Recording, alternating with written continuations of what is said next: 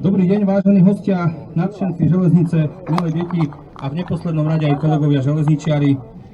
Dovoľte mi, aby som medzi nami privítal pána Alexandra Saka, generálneho riaditeľa Železníc Slovenskej republiky, Karola Henzeliho, člena predstavenstva a riaditeľa úseku prevádzky železničnej spoločnosti Slovensko, Jaroslava Vereša, predsedu klubu Albatros, a Michala Tunegu, riaditeľa Železničného múzea Slovenskej republiky. Dnes sme sa stretli pri síce symbolickej, ale o to dôležitejšej príležitosti, aby sme aj takto verejne vzdali hold legendárnym rušňom radu 350 prezývaným Gorila. Tieto rušne postupne mieria do svojho železničného dôchodku. Pri dvoch z nich dnes symbolicky spustíme procesy záchrany pre zachovanie kultúrno-technického dedičstva. Poprosím teraz o krátky príhovor generálneho riaditeľa Železníc Slovenskej republiky, pána Alexandra Saka. Nech sa páči. Dobrý deň, vážené dámy, vážení páni, priatelia železnice. Chcel by som vás privítať v Železničnom múzeu pri tejto mimoriadnej príležitosti 50. výročia používania rušňov Gorila. Máme to šťastie, že nám Železnice Slovenskej republiky, že nám ŽSSK dve z týchto vzácnych kúskov odovzdáva do správy. Teda jedna pôjde združeniu Albatros, jedna pôjde Železničnému múzeu. Je to pre nás veľká česť, pretože táto lokomotíva zohrávala mimoriadnu úlohu v histórii železníc. Bude našou úlohou sa o ňu ďalej starať. Vidíme tu veľa mladých nadšencov. Verím, že sa vám dnešná výstava páči. Je to zároveň posledný deň, kedy zatvárame túto sezónu. Veľmi pekne vám ďakujem za túto mimoriadnu účasť. Budem poctený, keď sa stretneme znova budúci rok. Prajem všetko dobré. Ďakujem pánovi riaditeľovi za podnetné slova a teraz poprosím Karola Henzeliho, ktorý nám povie viac o rušňoch Gorila a priblíži príležitosť, kvôli ktorej sme sa tu dnes stretli. Ďakujem pekne. Chcel by som v prvom rade všetkých tu privítať. Možno ste viacerí zaregistrovali, že v pondelok sme mali takú tlačovú konferenciu, kde sme hovorili práve o gorilách a vysvetľovali sme aj médiám, čo sú to za rušne, prečo sú, ako sú. Myslím, že tu je veľa ľudí, ktorí tie rušne poznajú v podstate lepšie ako ja. Stretol som veľa ľudí, ktorí na nich jazdili, alebo ich opravovali, alebo ich školili a podobne. Ale predsa len poviem pár slov. Je tu rušeň 001, ktorý má staré označenie, tzv. Krišpinové E499. Je to vlastne prvý prototyp a ako už povedal pán generálny riaditeľ ŽSR, toto je rušeň, ktorý odozdávame klubu Albatros. To znamená, za chvíľočku to odozdáme nejak tak oficiálne. A potom je tu druhý rušeň, ktorý už má nové označenie, to znamená 350, konkrétne je to číslo 18, ktoré zostane tu na Železničnom múzeu.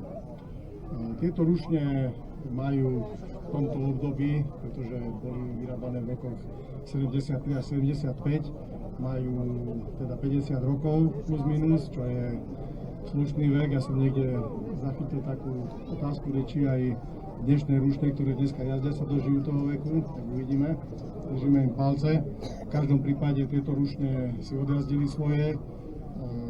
Prvá bude sedmička, ktorá vo veľmi krátkom čase, keď sa vráti do prevádzky, tak nabeha 10 miliónov kilometrov. To znamená, to je, si zoberte, asi veľa z vás má auta, koľko to je 10 miliónov kilometrov. Tu prítomný pán inžinier Slávik spomínal, že neviem, 250 krát okolo rovníka, alebo tak nejak. Čiže sú to obrovské čísla, obrovská vzdialenosť.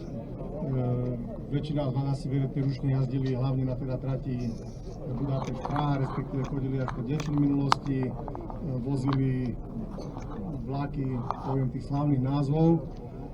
Boli dislokované stále v DP na Hlavnom, sú tam dislokované dodnes. Viete asi, že dve z nich boli zničené pri nehodách. konkrétne to bola 9 a 10. Potom neskôr, keď sa začali zvyšovať rýchlosti, tak 9 z nich dostalo ETCS. S týmito rušňami rátame ešte nejaké obdobie aj ďalej.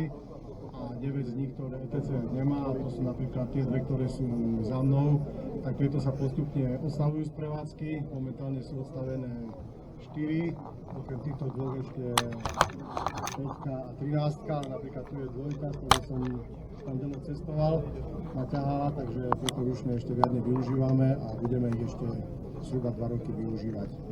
Takže toľko hádam o tých rušňoch a naozaj som veľmi rád, že sa nám podarilo nájsť nejaké riešenie, tie rušne sa zachovajú, to znamená budú v prevádzky schopnom stave a verím tomu, že kolegovia tuto za mnou, ktorí za chvíľu tiež prídu a budeme im rušne odovzdávať, tak budú s nimi robiť pekné akcie zaujímavé, na ktorých sa bude môcť zúčastniť aj naša mláď, ktorá je tu, ale aj starí ľudia, pamätníci, ktorí pamätajú začiatky týchto rušňov.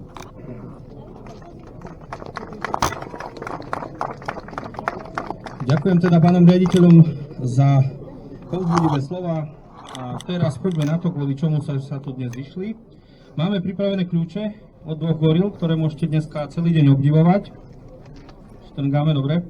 A tak si myslím, že môžeme pristúpiť k tomu, na čo sa už tešia kolegovia z Albatros klubu a zo Železničného múzea a symbolicky teda odovzdajme kľúče od týchto mašín.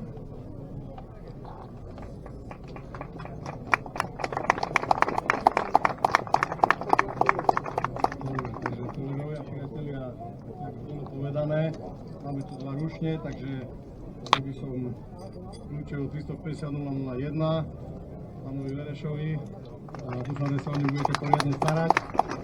Máte Albatros, kľúče od 18 pánovi Tunekovi. Dúfam, že mašinka bude v perfektnom stave a budeme ju vidieť aj tu na DP a aj na trate. Super, tak záchrane týchto 2 rušňov by už nič nemalo stať v ceste a veríme, že železniční nadšenci sa od nich postarajú a niečo o tom, ako sa o historické vozidlá starajú a čo s nimi plánujú do budúcnosti, nám povie Mišo Tunega, riaditeľ Železničného múzea, na ktorého pôde dnes vlastne celý deň sme. Tak nech sa páči, Mišo. Dobrý deň, vážení návštevníci. Ja by som vás chcel v prvom rade privítať na pôde Železničného múzea.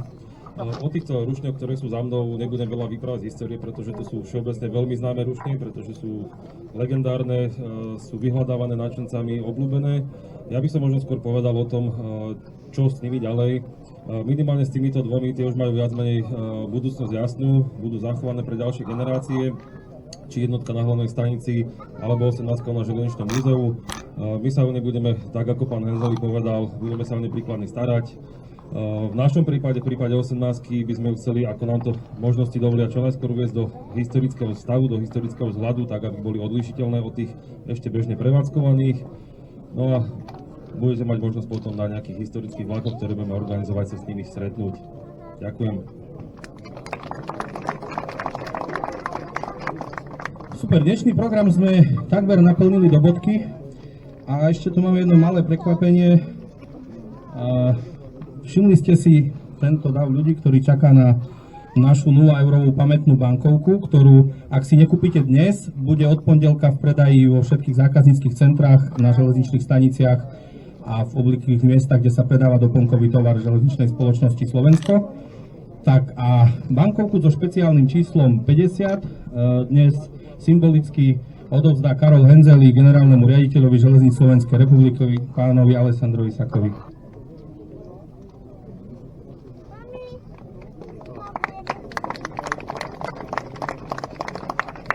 Takže ešte raz vám teda všetkým ďakujem. Verím, že si dnešný nádherný deň plný železnice užijete a ako hovorí náš kolega železničiar z Košic, teda nech to para a elektrika tlačí. Pekný deň vám prajem a ďakujem.